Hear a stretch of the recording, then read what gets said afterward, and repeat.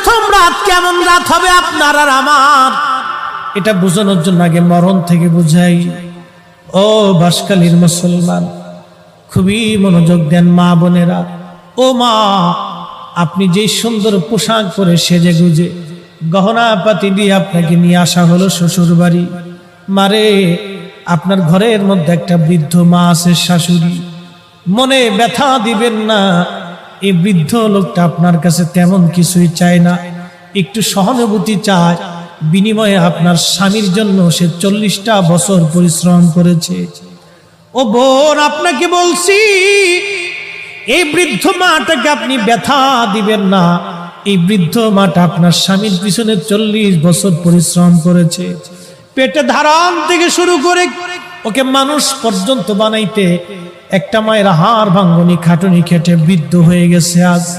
সে কিছুই চায় না রে বোন, আপনার কাছে মাত্র একটু সহানুভূতি আর ভালোবাসা চায়। মনে ব্যথা দিয়েন না, ওনাকে ব্যথা দিলে মালিক বেজার হয়ে যাবে, মালিক।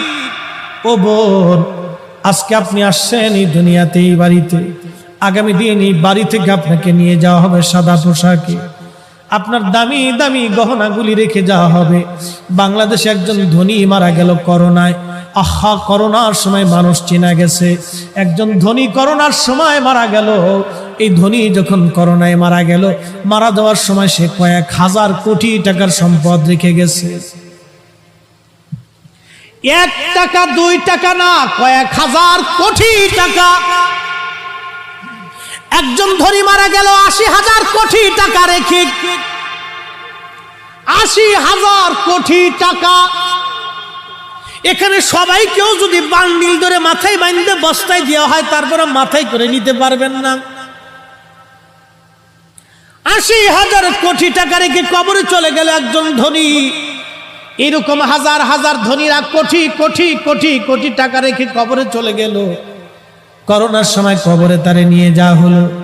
ছেলেরা ওই যে সংস্থাদেরকে ফোন দিয়ে বলল, আপনারা আমার বাবার সৎ কাজ করে দেন, করোনা হয়েছে, আমরা কাছে যেতে পারবো না। স্ত্রী গেল না, ছেলে গেল না, বেটার বউ গেল না, নাতিরা কাছে গেল না। তার মানে তার জীবনটাই 16 আনার 16 আনা বৃথা হয়ে গেল। তার জীবনের 4 পয়সাও কোনো দাম নাই। কথা কন ঠিক কিনা? এই মরণের যন্ত্রণাটা কেমন ভয়াবহ, আপনাকে এই মরণের যন্ত্রণাটা বুঝাই। তারপর